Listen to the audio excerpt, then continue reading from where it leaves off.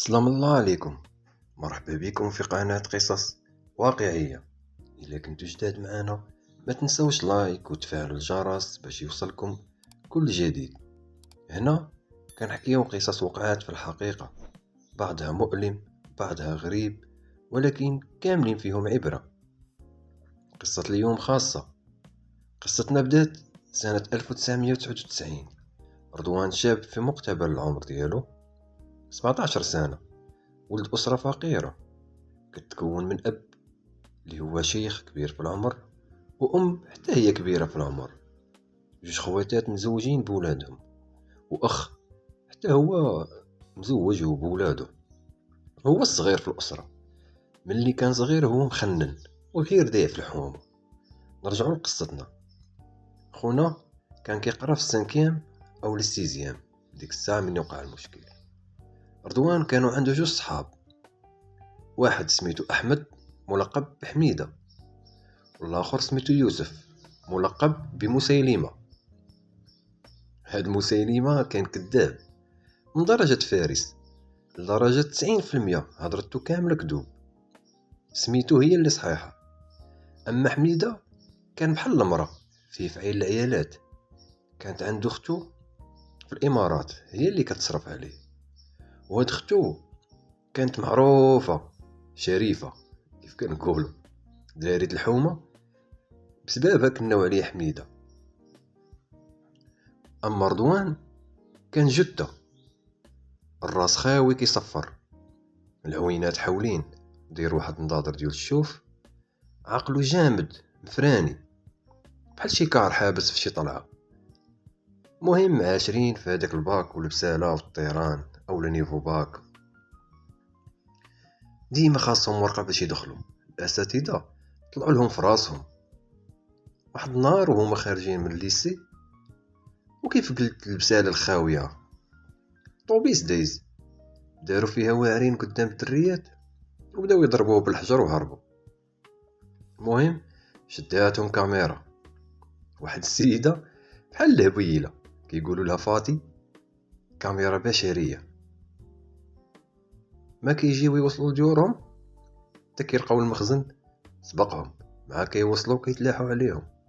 صرفيق العصا مينوط طلع بحالك، كيربطوهم مزيان، كيقروا باللي كاين واللي ما كاين، كيدوزوا 48 ساعة، كيهبطوا للحبس، كيدخلوهم الأحداث كلشي صغير، هما كيبانوا شوية كبار. رضوان كيف قلنا هو الجثة فيهم. مهم دار فيها صعصع على كاع البعالك ديال الأحداث، وحيت ما كيزورو حد ولا كيخرج عينيه في البعالك وكيدي ليهم ديالهم. حكم ليهم الكروة. نهار المحكمة حكموا عليهم بعامين. كلشي بغى يحماق، والأسرة كيف قلت فقيرة، ما دارتش حتى محامي لولدها، قضية محزوقة. حميدة ومسيلمة كانت كتجيهم القفة. حميدة الأخت ديالو خلصت عليه فلوس كتيرة باش يخرج، وحتى مسيلمة تخسرت عليه الفلوس. هاد الجوج كانوا عايشين مزيان وسط الحبس.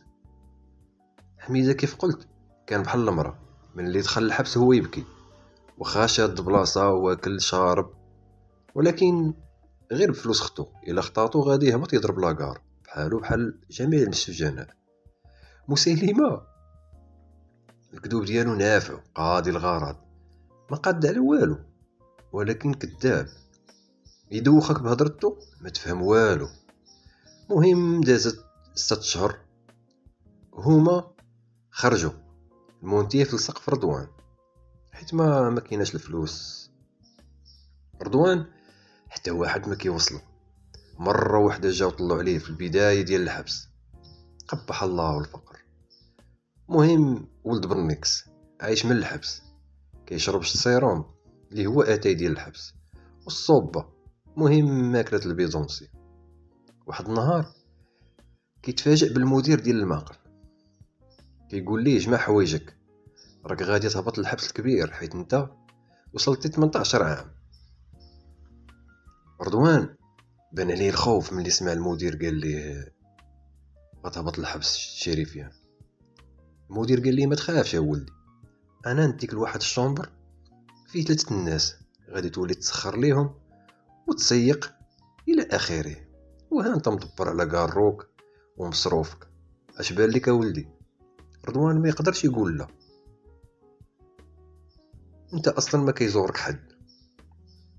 الاداره عارفين شكون عندهم الدرهم وشكون البوبري اللي ما عنده والو. مهم هاد 3 مجرمين اللي غادي يعيش معاهم، الاول اللقب ديالو الضبعه، والثاني فريكيس، والثالث تيباري. المهم جمع حوايجو وهبط. دخل الشومبري عندهم، كانوا كيتعاملوا معاه مزيان وكان ناشط وفرحان، لدرجة كانوا كيعطوه التليفون يهضر مع دارهم. كان فرحان وخوص الحبس حيت الشومبر اللي فيه هو خاوي. هما 4، كوزينة، طواليت، وسط الشومبر، تلفزيون، وحتى التليفون كيف قلت ديجا. مدورين الناعورة.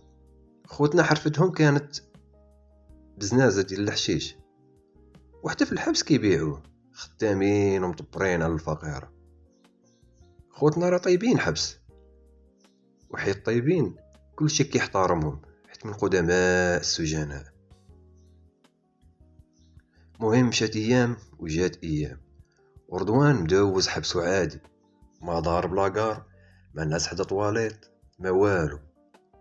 من نهار دخل الاحداث وهو شاد براسه حتى لدابا قاعد شي زهر. مهم الحبس غادي، نهار يفوت نهار يفوت نهار. هاد 3 الحباسة كيادر ماشي رجال، اتفقوا يسهروا ليل رأس السنة، وبالفعل دخلهم الشراب. كيف قلت هما بزنازة ديال الحشيش، راه عندهم الحشيش، جابوا اللحم، جابوا ديسير. وهادشي فعلا السجن كان هكذا، الا عندك فلوس تعيش آليز وخا وسط الحبس. رضوان طيب ليهم وهما سكرانين، وحتى هو معاهم سكران، ووسط الشراب داير والهضره كثيره ومجمعين. ناض هو يطل على العشاء حيت هو اللي مسؤول على الطياب، واش الطاجين طاب ولا لا. الكيادر داروا ليه فانيده ديال الناس في الشراب، مع جا ملحوا ليه تورني شربو، ما حس بوالو. مهم تعشاو، عرقوها، كملوا السهره، شربوا داك الشراب اللي عندهم ونعسوا. خدام التلفزيون وسط الشومبر. رضوان غلب عليه النعاس، هو يطيح كاو. هنا الابارسه، الشياطين، عديمي الشرف، حاشا واش بشر. غادي ينوض الرضوان ب3، ملي غادي يساليو غادي ينعسو بحال ليلة ما كان والو. هو طيح كاو، ما عقل لا والو، شراب، فانيد، حشيش، روينه. كيفيق الصباح كيلقى راسو لا حول ولا قوة الا بالله، والله ما عرفت ما نقول. الدري قد ولدهم، خرجوا عليه دمروه. رضوان تشوكا بزاف، وهما الابالسه قالوها للحبس كامل. خونا شوه ولات كدور الهضره عليه فين ما دار في الحبس، كيسمع خونا راه ولا خروف. راه شدوه خوتنا في الشومبر 5. مهم تأزم بزاف وتعقد، ولا كيضرب لحمو وضاع، ولا ما كيسحاش من الفانيد ديال الناس حيت الحباسه ما قالوش.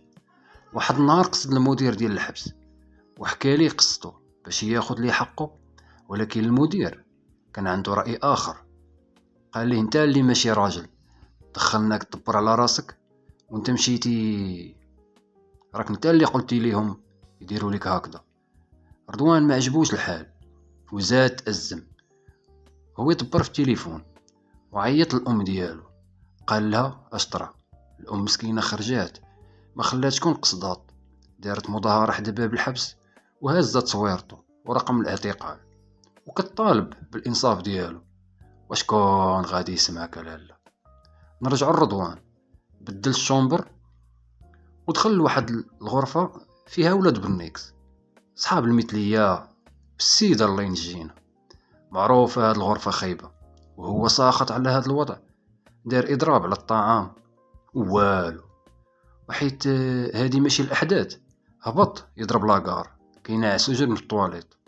حباسة كيلوحوا ليه الهضرة، خونا راه غير خروف ودير فيها راجل.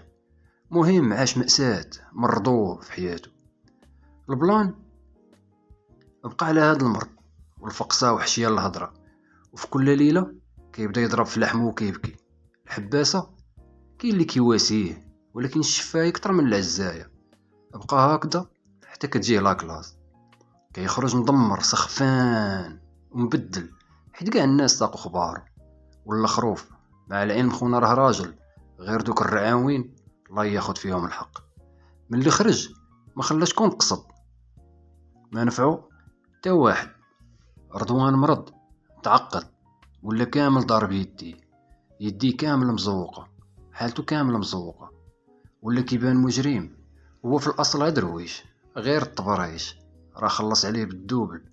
مهم ما تنساتش ليه هاد الحديثة وداكشي اللي داز عليه، وقرر ينتقم. وفي الاخير هادي ماشي غير قصة، هادي واقع كيوقع كل نهار. خذ العبرة ديالك وخليك ديما واعي في حياتك. الا عجباتك القصة ما تنساش دير لايك واشتراك في القناة وفعل الجرس باش يوصلك الجزء الثاني وقصص جديدة اللي تقدر تكون قرب لك اكثر ما كتصور.